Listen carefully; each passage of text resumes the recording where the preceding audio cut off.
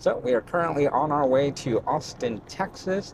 We will be checking out the Rivian R2 at South by Southwest, but this portion of the video is strictly FSD, not a first impression video.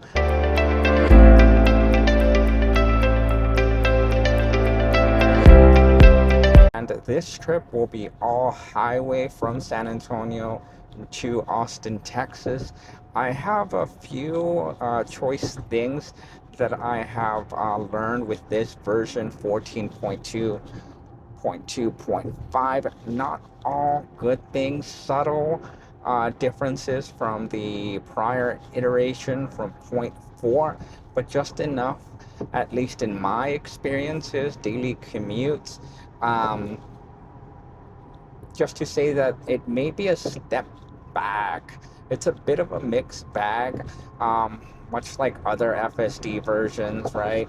Um, there's a lot of new features that come out. There's different things that they look at and hone in on, but then on some of their ends, there's just things that were refined. It seemed as if though they're not refined. One thing that I will comment on is the speed profiles, right?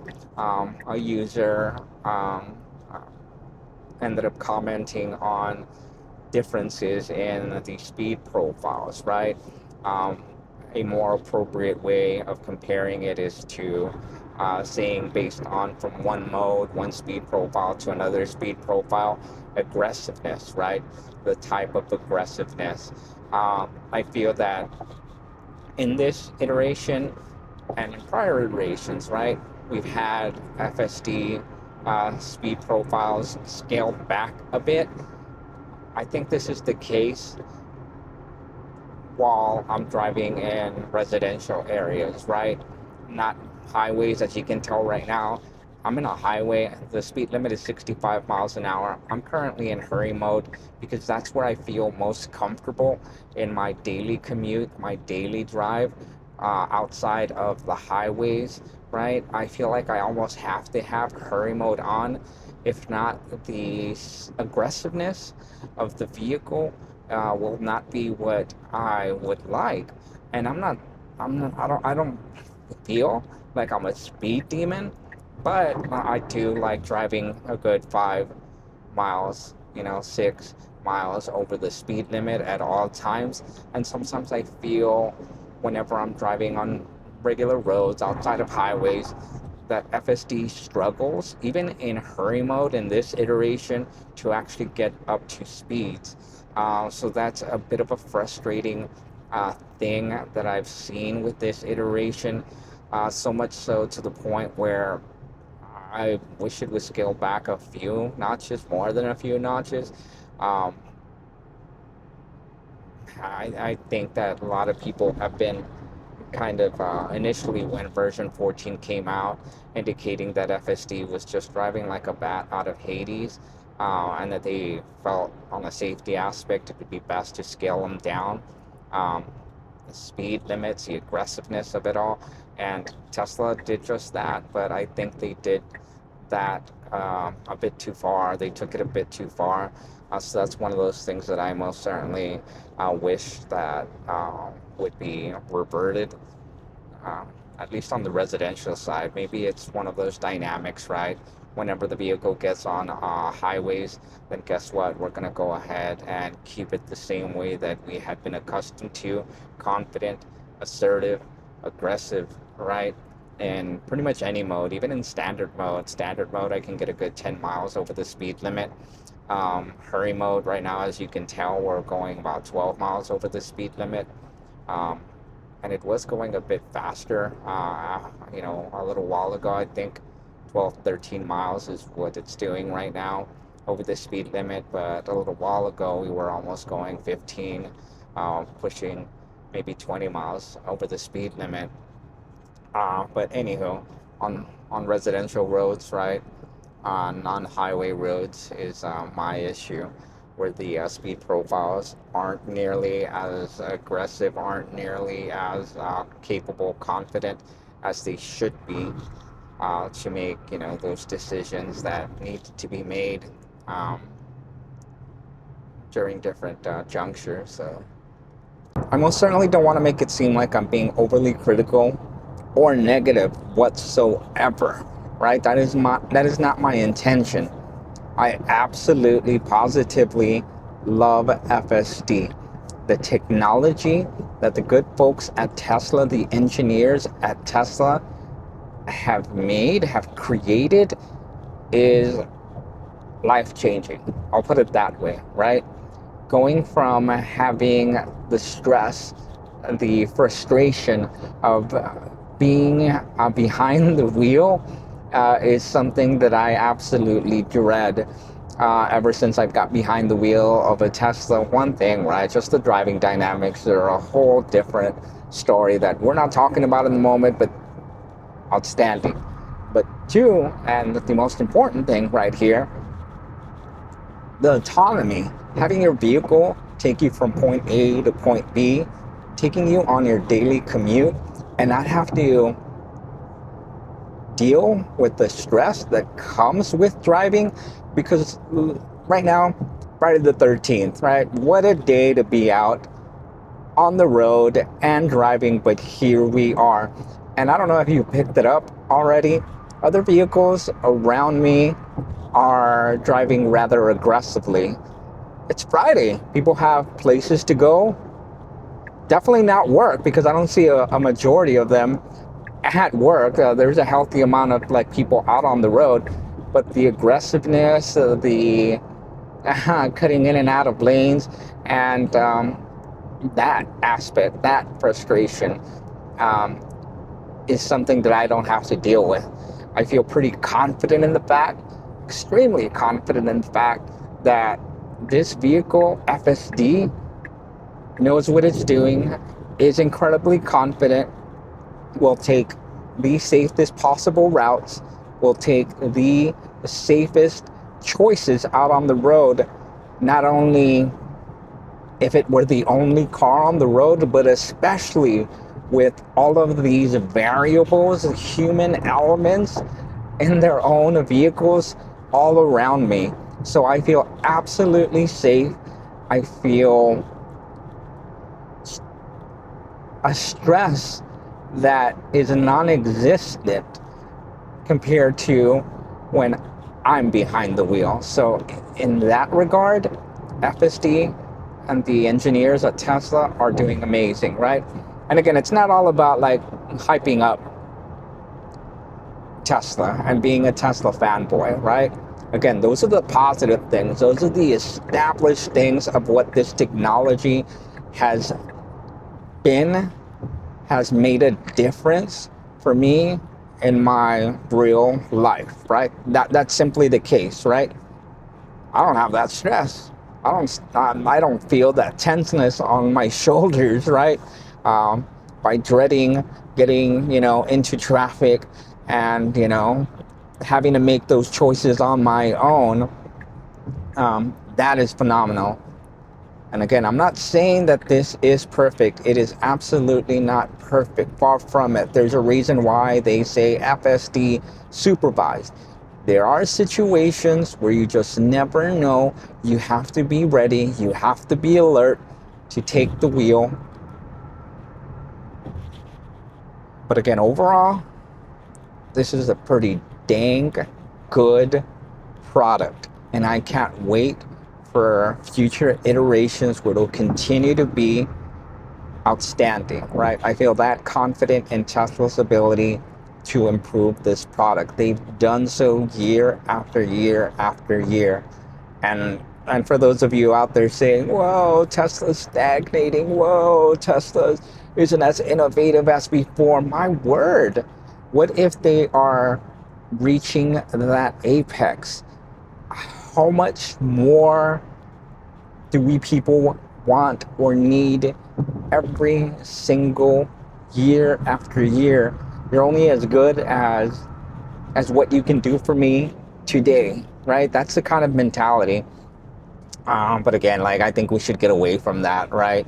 And we should most certainly appreciate the fact of what we have, right? Which 10 years ago, definitely did not have even close right? First iterations of FSD were downright dangerous. But again, those are just my thoughts on the product itself. So this specific version, right? I do have some issues with it on residential, non-highway areas.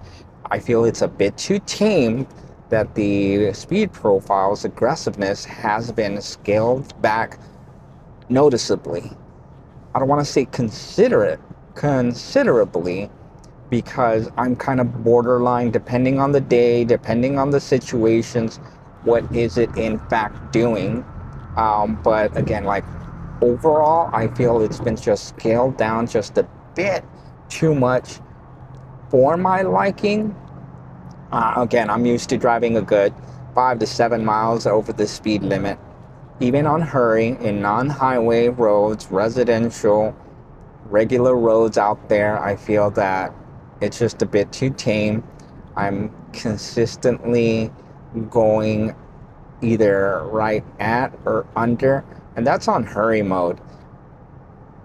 I've disappointingly been used to FSD doing that, what I've just mentioned, on standard mode, and that's why I used, up until 13.2.9, I used to consistently use standard mode. But ever since version 14 came out, and it didn't matter, even if it was the first version out there, I felt standard mode was scaled back so much so, painfully so, that I could not stand being on standard mode. So ever since version 14, hurry mode is the sweet spot for me. But even now with this 14.2.2.5, it's just a little ridiculous, if I'm being honest with you. I think somewhere out there, if you're listening, the good folks at Tesla, you can most certainly do better on non-highway roads, residential, roads that are out there. And I get it, most residential roads are about like 20, 25, 30 miles an hour, right? But just non-highway roads, they're a bit of a pain to drive if you are in standard. Hurry, a little bit better, but it's reverting, it's regressing, and I hope that's something that they can address in future iterations. Highway, I'll give you my take right now. We've been driving a really good distance, and it is absolutely assertive. It is doing everything that it should be doing without any sort of hesitation. There is quite a bit of confidence in the drive that we've been taking. In all honesty, I was ready to say a couple more choice words about the overall product itself in any given situations, right? And again, I've had a limited amount of time on the highways, right? My daily commute isn't really a daily commute, right? My commute to work is once a week, right? If not twice a week at the most. But in the limited situations that I've been in, I felt that the speed profile could have improved. Right now, we're not experiencing light traffic by any means. We're not experiencing heavy traffic at all, just steady traffic. But the way that FSD is responding right now, I'm really loving it. In a sense, in this close to, I don't know, maybe just right under like 200-mile trip, round trip, the start of this round trip, it's impressing me. This is actually, maybe in this regard, highway driving, right? Little longer distances. This is my first impression of this iteration of FSD, and so far, I'm really liking what I'm seeing. We're going to be getting to a stretch here of a highway that's notorious for accidents. There's been so much construction, this 35-1604 corridor, that it's just unreal. I gotta believe that for the last, at least like 7 to 10 years, there's been constant construction, never-ending construction.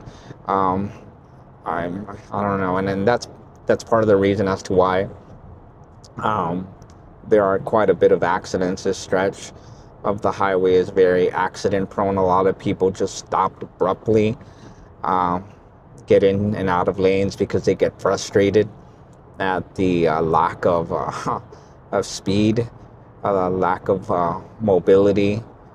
Right, it's just almost to a crawl at times, but people get frustrated, so they go in and out of lanes. And then just the way that this road is, you get small stretches where you can uh, go either the speed limit or a little bit faster, and then all of a sudden, because of a snag in the road, construction, fender benders, what have you, people just slam on the brakes, and that causes issues. But you can tell, so far so good, and I've always said it. Doesn't matter what iteration of FSD, doesn't matter how highly I've spoken about version 13.2.9, which is a great build. Um, FSD has always had problems in construction zones, and as you can tell right now, we're heading to that stretch, going a little bit quicker, but then just you can tell that the traffic is stopping, and even FSD is responding to it. It's not getting too particularly close to the vehicle in front of us, um, but you could tell, at least I could tell, uh, that it, it was slamming on the brakes because it knew the distance to the vehicle in front. That it didn't want to put itself in a position where our safety would be compromised. But again, just this stretch, there's something about, this section in particular. And why not? It's close to an IKEA, so I don't know if there's any kind of correlation between accidents and the vicinity of IKEA stores, but maybe there's something to it. Maybe I need to do some research on that. Maybe the fact that people get so incredibly excited at the fact that they see an IKEA and they must stop, or at least the thought, right? The possibility of stopping at IKEA, because who doesn't like IKEA? Who wouldn't want to go and spend a few hours getting lost at an IKEA? Maybe that's a contributing factor. So anybody out there, any statisticians, if you can go ahead and fact check me to see post and pre accident rates before IKEA came about, and then after, right? Pre-IKEA, post-IKEA construction, post-IKEA being established and built. See if there's anything to that, or if I'm just talking for the sake of talking, which I am. But anywho, so at least according to this, we've got about 62 miles left on our trip. Again, we are headed to Austin, South by Southwest.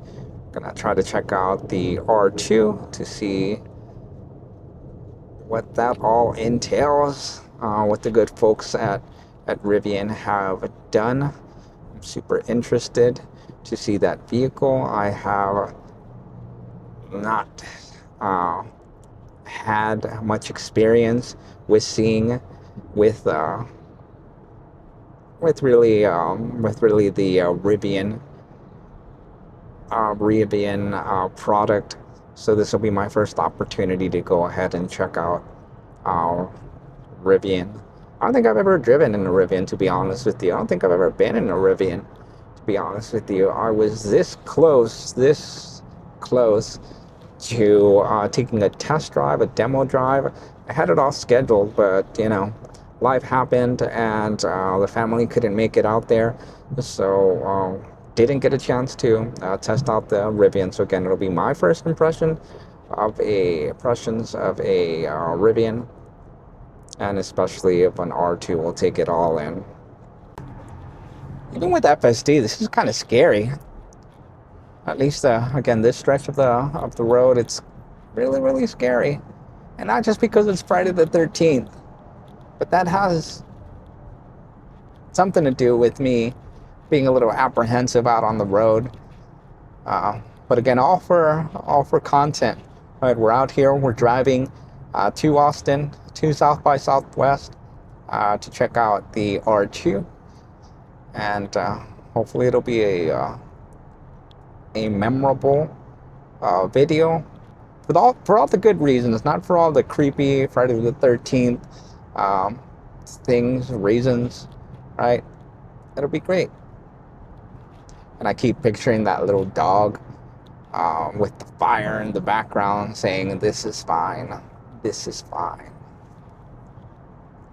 Or braking through these stretches of the road, just consistent and steady, abrupt braking. But we're keeping a good distance between us and the vehicle in front of us.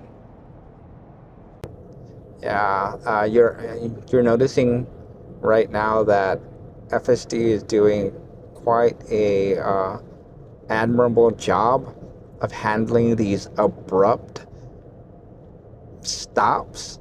Like, really, yeah, gets to a point where you're going 60, 65 miles an hour, and then bang, right here, you almost have to, stop to a dead halt, which is about 20 miles away from that. Okay, so Friday the 13th, this is quite a drive, quite a commute. You've already been seeing FSD brake and brake abruptly, brake suddenly, because we hit stretches where we're going 65, 70 miles an hour, which is the posted speed limit, and then there are instances, stretches of the road where it just comes to almost a dead halt, and FSD is reacting rather well. So kudos to you, FSD, kudos to Tesla. Another thing, it's just like, gosh darn it. My wife was texting me right now. The last time I was on the phone with my wife on an FSD drive, I almost got into an accident. Not because of my wife, but because a dog ended up getting onto the highway, tried to cross the highway directly in front of my path, where FSD, I feel like it pretty much like saved me. It gave me just enough time for me to react. I like to believe, looking back at the video, and it was a nighttime drive, right? So I could have gotten better quality video, but because of the fact that it was night and I didn't have like the settings set for night mode, any of that, right? The quality wasn't all there, but I kept going over the tape, the footage, and I gotta say that FSD was already in the process of making a maneuver to avoid the dog. If you look at it closely, and I'm gonna shamelessly plug my content, it is about 1 or 2 videos before this one, actually maybe 2 to 3 videos before this one. But you'll notice that FSD, like the visual aspect, it thought it was a human. It didn't recognize, I don't know if there's any kind of visualizations where it picks up a dog, a cat, things like that, an animal, right, crossing your path. But it clearly it clearly noticed that it was something in my path, and it visualized it as a human being. And the vectoring, as far as the path, was maneuvering to the right and out of the way of the object, right, that was crossing directly in front of us, which in this case was a dog.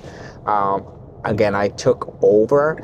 It slowed down, going from, I gotta believe, if I'm not mistaken, from like almost 65 miles an hour to 40, 42 miles an hour.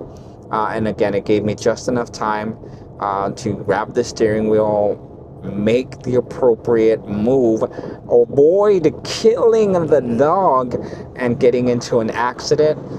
So again, I feel that it was amazing as far as like giving me that reaction time, the additional time needed to make a decision. But my wife was on the phone with me, and it was just like, oh my gosh. And a little while ago, as we were driving along, texting. My wife was texting and speaking to my wife as well, right? Ended up calling her. It's just like, let's not do a repeat of that situation before, especially not on Friday the 13th. Let's not leave anything at all to chance. But again, right now we are in hurry mode, doing a great job. There was a state trooper off to the side of the road, checking to see folks that were speeding. Luckily, we were going slow enough. The flow of traffic was slow enough that it didn't matter. So just after that, we've been going in and out of lanes, doing really well here. It's opening up.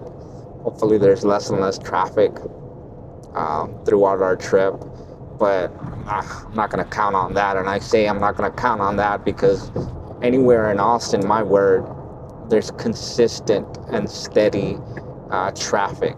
So I'm not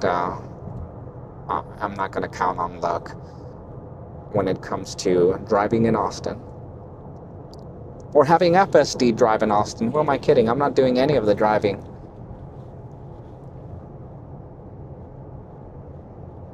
About 53 miles in, 48 miles to go, just under an hour to our destination. Been trying to fool around with my seating position here. I don't want to be sitting too far back. I want to have a little bit better back support here. One thing that I'll complain about our Model Y Juniper, the placement, the seating, it's just not the same in comparison to this Legacy Model Y, 2025 Legacy Model Y. My God, the seats are amazing. They're wider. And like the positioning, I can get them in a better sweet spot for my back, for my butt, just for overall comfort. And the odd thing, the funny thing that I've noticed, profiles, right? My profile from one Tesla vehicle to another Tesla vehicle, it'll go ahead and mirror that seating position and everything, right? About that profile, including like window positionings, right? Rear view mirror positionings, I should say. But when I initially tried to get into our Juniper Model Y, I'm like, nope, the positioning is absolutely off. Like the seating, they did quite a number on the seat itself, the positioning of the seat. I can't entirely find. It's gotten better, right? Just because I've already gotten used to it. Maybe I've established a behind groove, right?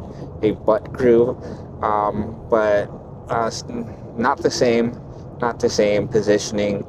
And otherwise, I like having my seat as low as I possibly can, and even in that car, like I can't find a very low seating. I guess there's the risers that they have in the Model Y that prevent that from happening. But anywho, yeah, Model Y Legacy seating is superior to Juniper, in my opinion. I think I'm in a good spot here with this positioning. But yeah, this might actually turn out to be uneventful for the most part, and that's a good thing. Uneventful drive. That's what we want. We want consistency. We want safety.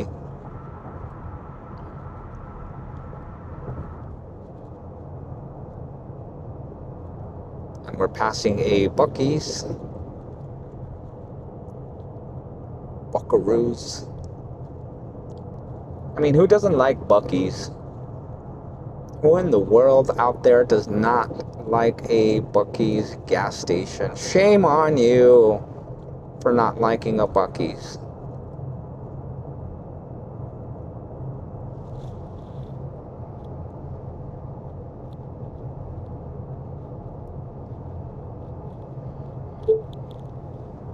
Hey, Ara.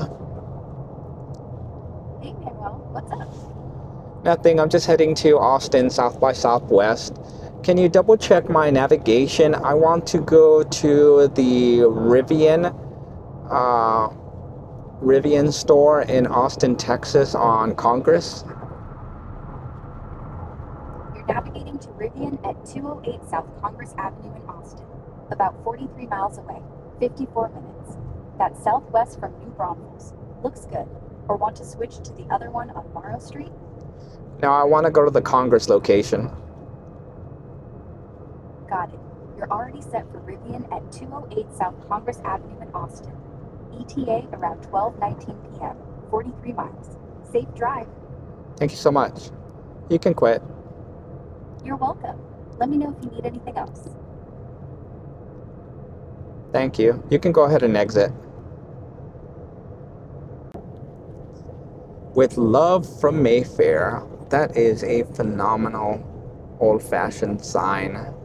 Mayfair is the neighborhood here on 35. And there in the far distance we see a Hyundai Elantra, thinking it is the fastest vehicle out on the road, at least that driver. Right now we're going 80 miles an hour, and I feel like that driver is going 90, 95 miles an hour. Been trying to cut in and out of traffic like a speed demon. It must have somewhere of critical importance to be. Otherwise, why would it drive that way?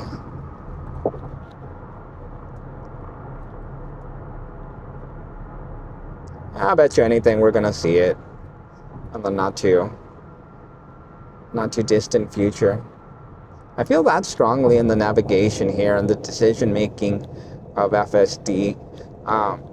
Even if there's other vehicles driving more aggressively than the speed profile that we're in at any particular time, I've always felt that FSD has made some really smart choices in getting in and out of lanes, and has been able to keep up without having to break the speed barrier and travel through time like some vehicles try to do. But anywho, I digress. Having said that, let's go ahead and view some energy numbers here. We have already consumed 58.2 miles have been consumed, which is actually 2 miles more than the trip projection. Not too bad, not too shabby. Noticing here that if we were to stay below the 70 mile per hour speed, we would gain an additional 5.8 miles, but we're not in it to save range here. We're pretty confident in the fact that there are plenty of superchargers, especially in this stretch of the highway, this corridor, and most certainly in Austin, that is a non-issue. We can go and top off real quick, get just enough juice to make it back home or go wherever it is that we need to go. But yeah, 5.9 miles could have been saved if we would have just stayed below the posted 70 mile an hour speed limit. It is noticing that the route typically is driven at 69 miles per hour, slowed down by 5 miles to save an additional 2.5. And you'll notice that I ended up getting a visual cue to be alert, to stay attentive. 9.1 miles per hour winds from the southwest saved 3.5 miles on this trip, so that is always a plus. Going to go into the consumption right here. On our main screen, it indicates we have about 152 miles left. Percentage-wise, that is 55%. But at least the last 10 miles, how we've been driving here, the projected range is 155 miles an hour. So we've been driving pretty conservatively. Even for our standards here, going in a hurry and driving about 8-9 miles over the speed limit consistently. So again, 156. The last 100 miles, we have a projected range of 167 miles, considerably more than the 151 miles on our main display, and the 200 miles over the course of our last 200 miles that we've been driving. We have a projected range of 161 miles. Again, all really good numbers here. And if you notice, we're being really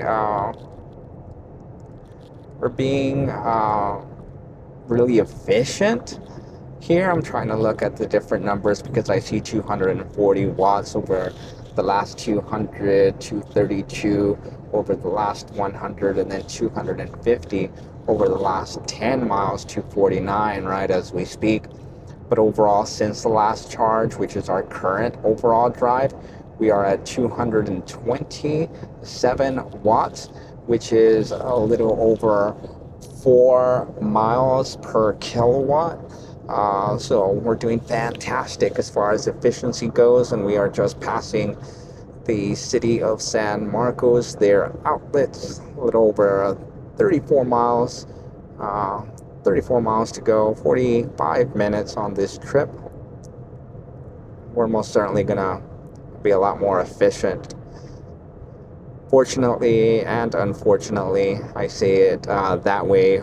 Fortunately, just the efficiency numbers are gonna pick up, and that's a great thing the closer we get into Austin. Unfortunately, because we'll be slowing down drastically as we get closer to Austin. Their traffic is going to be pretty bad.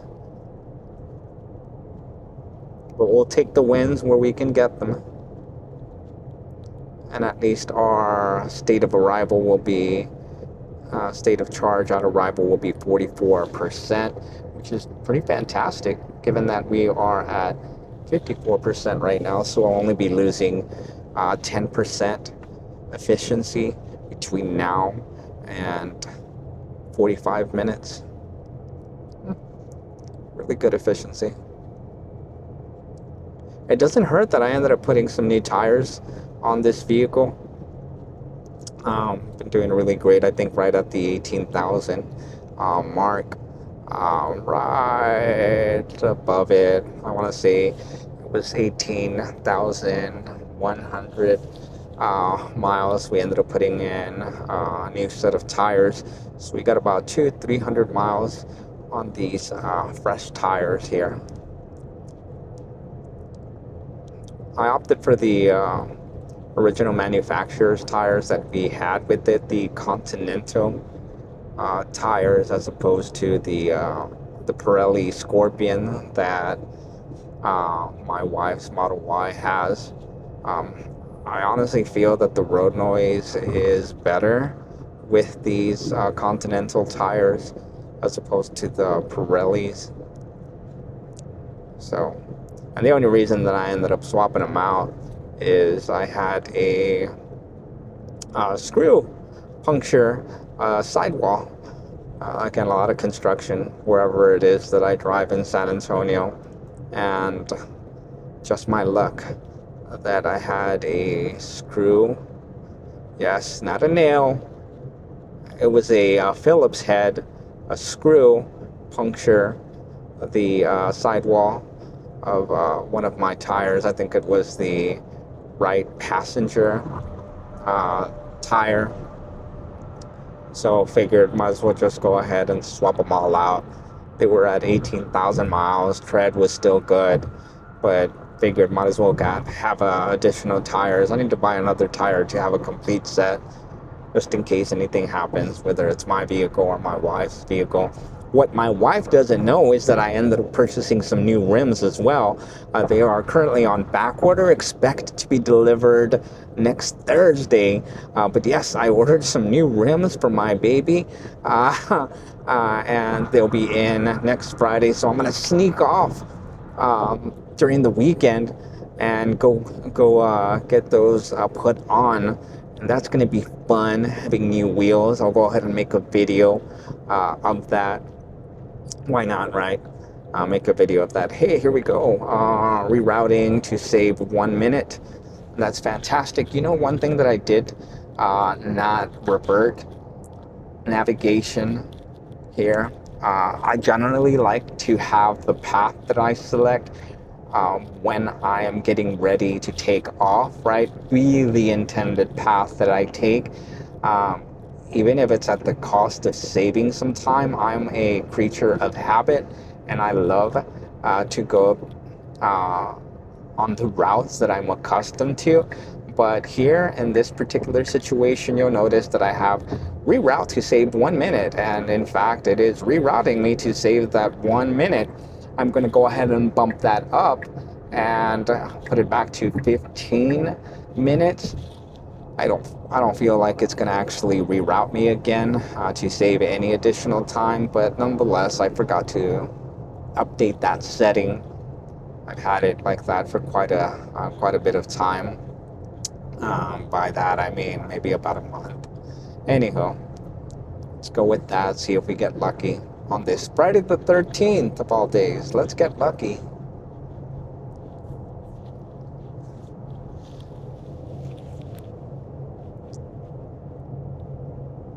Gonna have a lot of B-roll in this one. I ended up buying a DJI 360 camera. It is by my windshield. There's no way in heck that I was going to be driving to Austin, driving 70, 80 miles an hour, and having that mounted on my roof. I will have it mounted on my roof for shorter drives. With the mount that I have, 3 different suction cups, I'm incredibly confident. It has held up with other cameras, with my DJI Action 5 cameras. I've probably driven 2 to 3 hours at a time, and going highway speeds of 70 miles an hour with no issues. I feel confident in doing that. I just didn't want to do that today. I didn't want to have to deal with driving to Austin and having to get on get on the roof of my car, mounted, unmounted, different things like that. Logistically, it wasn't something I wanted to do today. But this will actually be like the first experience that I have with any kind of driving videos with my 360 camera. I put it inside, of course. We'll see how it does, and I positioned it in such a manner that I will like the footage. We'll see what kind of B-roll we get with that. Any kind of video, any kind of shooting is good shooting, as long as we have some nice editing in the background. And I'll ask right there, right? If anybody has any tip, I'm starting this out, right? This is just a weekend hobby type of a thing. I have a full-time job, and this is just something that I'll say a little passion project, right, that I've gotten into. It feels like folks that purchase a Tesla, once they purchase a Tesla, one of the things that they have to do automatically is create content, videos on their Teslas, and I am that sucker, and I am doing just that. But nonetheless, right, it's something that I'm really liking. I think it's going to be a Buc-ee's right there. Yup. New Buc-ee's in San Marcos. They better put some superchargers there, I hope. By Kyle, Texas. Newest Buc-ee's by Kyle, Texas. Not one of those ginormous Buc-ee's. It's a pretty moderate sized Buc-ee's, but it'll do the job. It's a Buc-ee's nonetheless. But anywho, if any of you out there, I'm just starting this, right? I think like less than a year, most certainly less than a year, right? I don't feel like, I think the first video that I actually published was in April, March of last year. But it was just, we went on a trip to Colorado. I ended up shooting some video with my cell phone. Pretty crappy quality, everything about it, right? So I don't count the first couple of months. I say maybe I started getting serious about it, or trying to get serious about it, maybe like 4 or 5 months into it. So that's why I say under a year. Anywho, if any of y'all have any tips as far as camera positioning, right, whether it's inside mounts, outside mounts, right, go ahead and leave some comments, right? Tell me what a equipment that y'all use. Outside of the cameras, I feel pretty confident about the DJI ecosystem. I have these, cameras, microphones, that I really like. Use of the equipment has been beautiful, to say the least. Have an Apple Mac, right? Well, actually, like two. One that I ended up buying initially for me, but my son just couldn't help himself, and he's on it practically every single day, so I ended up buying another Mac. Anywho, for editing purposes, so I have that going. Anything around that, right? The DJI ecosystem, editing with Mac, CapCut, things like that. And any kind of advice that y'all can give me, I'd be most certainly appreciative of that advice for this novice, this noob. I don't know, does that word still get used nowadays? It feels like it was something in like the early 2000s used by gamers. I don't know if it's still relevant to this day, but if I say the word noob, and if it's still out there, then I am most certainly a noob in content creation. And also with that, Pete, and having said that, please like, comment, and subscribe. Hit the comment button. No, that's not a button. Leave your comments. Hit that subscribe button along with the likes. Clickety click, click, click, wherever you can.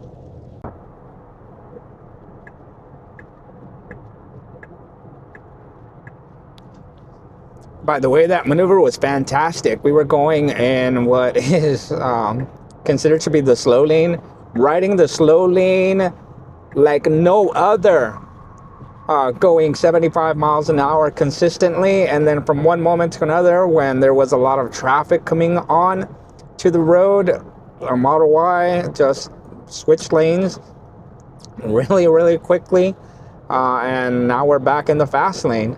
So again, we're doing a great job of being able to like cut in and out of lanes to save time, to keep at a steady pace, not at a lightning, quick, daredevil type of a speed or aggressiveness, but just enough to the point where, my gosh, this has become such an excellent experience, excellent drive on FSD 14.2.2.5. And again, I didn't have any kind of intentions of saying like, oh, let's see how many interventions, how many disengagements we have to do.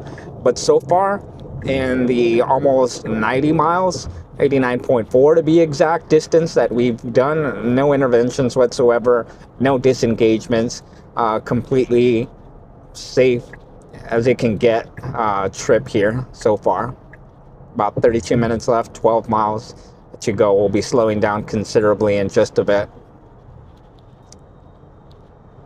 Not because we want to, but because of the traffic. That Austin traffic.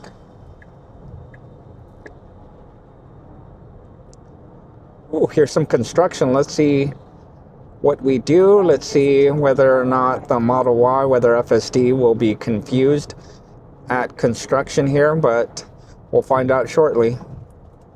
Here's where we're going to save that whopping 1 minute, rerouting us through a different place here. Oh, wow, okay. I thought we were going to get back on the highway, but at the very last moment, we did not.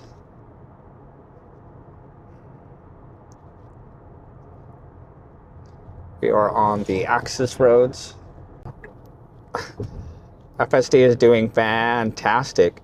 Not only is it saving us, it feels like it's saving us more than 1 minute, but the way that it's just maneuvering in and out of lanes, keeping us as safe as possible, I think it's doing fantastic. You could tell right there at that light, we were going in one lane, we were going straight, and the vehicle noticed that there was another vehicle approaching to the left of us, so it immediately got out of that lane that it was in, and it proceeded and went to the next lane to keep us safe.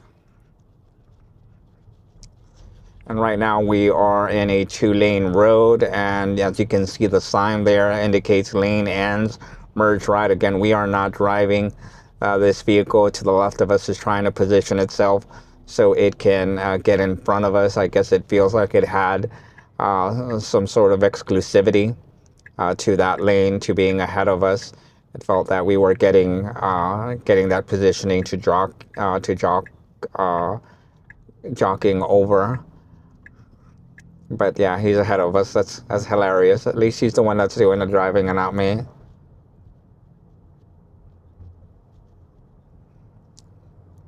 We're about 8.6 miles away.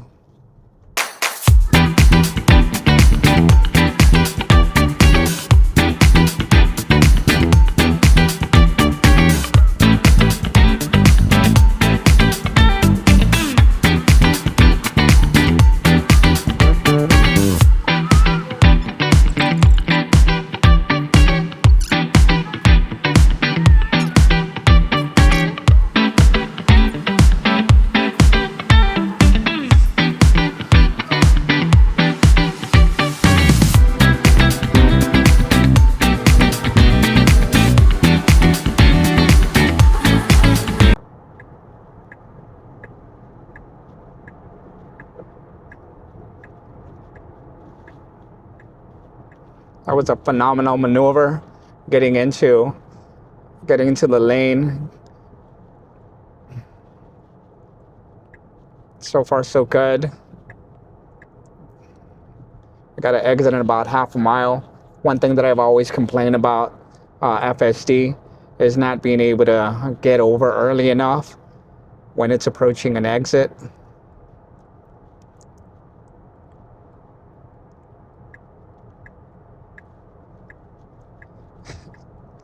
We're trying to like integrate Grok into our video here. We're asking Aura, I'm going to ask again, can you tell me a little bit about Rivian's R2, their newest vehicle, a little bit of specifications?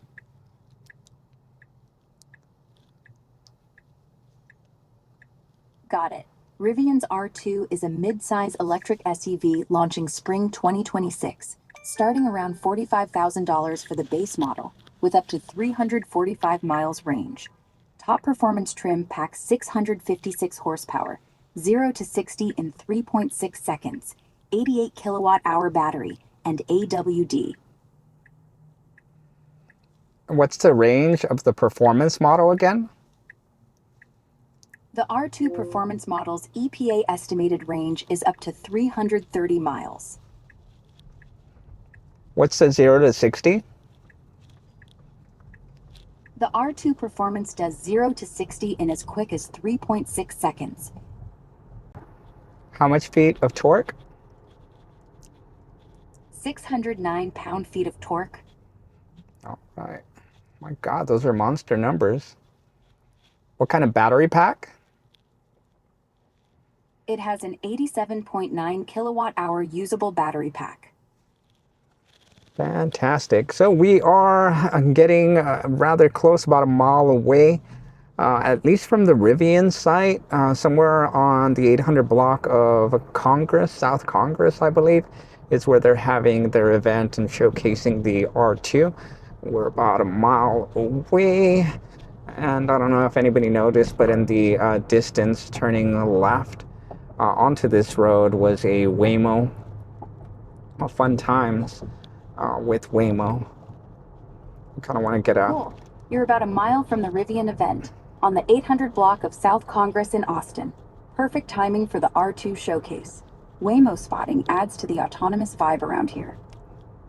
It does. Aura said it so eloquently. Couldn't have said it better myself. But yeah, getting excited, getting closer and closer, and looking forward to this event here. Oh my God, there's another Waymo. Yay, Waymos. Just don't crash. I need to take a trip. I need to most certainly take a trip. Aura, where is the R2 launch event, the Rivian R2 launch event at?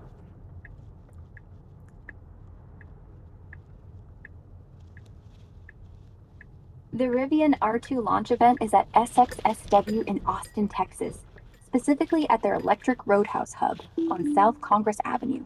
It's happening right now through March 18th, with the main unveiling yesterday at their Austin space. Can you navigate me there, please?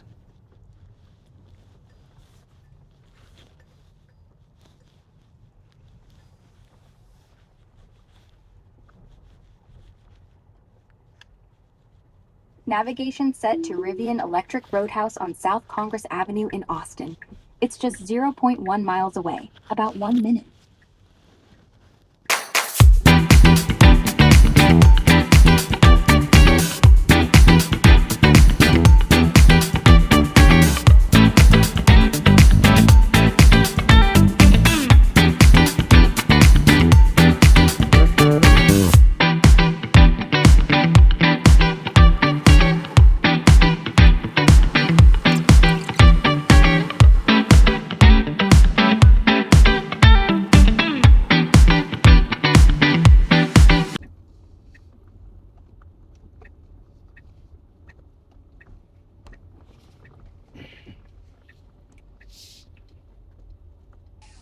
Another successful FSD trip.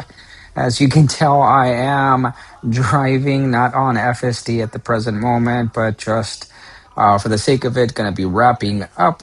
Please don't forget to like, comment, and subscribe, and we will most certainly see you on the next one. Perfect park.